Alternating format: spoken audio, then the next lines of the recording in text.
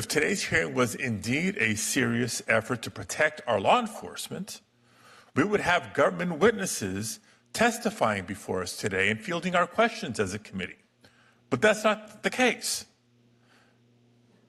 If today's hearing was a serious effort, those government witnesses would be providing facts and data behind the numbers that the Department of Homeland Security so often cites to claim an increase in assaults on its officers and agents.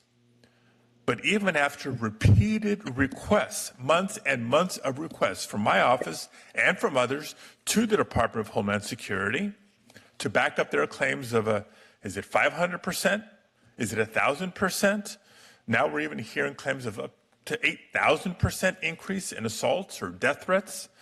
They've refused to provide them. Mr. Chairman, you're very well aware of this. You and I discussed this last week. And as far as I can tell, they've even refused your requests for data and statistics. Why am I insisting on this? Why am I making this point?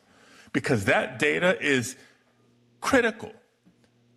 Not only would it allow us to actually verify their claims, which but aren't verifiable, that would be critical to informing our policy response. So no, today's hearing is not a serious attempt to protect law enforcement. It's designed to fuel the propaganda machine and encourage even more brutal immigration enforcement operations. It's designed to cover up for the fact that after President Trump pledged to go after the worst of the worst, this we do know from DHS statistics.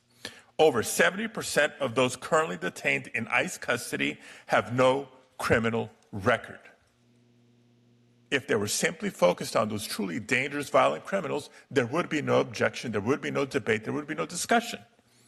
But the reality is far from their claims. At the same time, what we are seeing every day is new acts of brutality and misuse of force over and over again across the country. But my guess is that today you won't be hearing about the Department of Homeland Security's violent takedowns of peaceful, hardworking, long-term immigrants. Americans have had enough.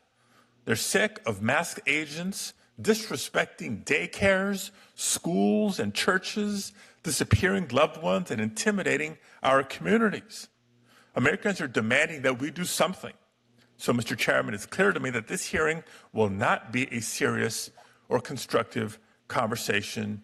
And for that reason, I refuse to give oxygen to the fire of disinformation and propaganda that this hearing was set up to ignite. And I refuse to be part of this charade. Well, Senator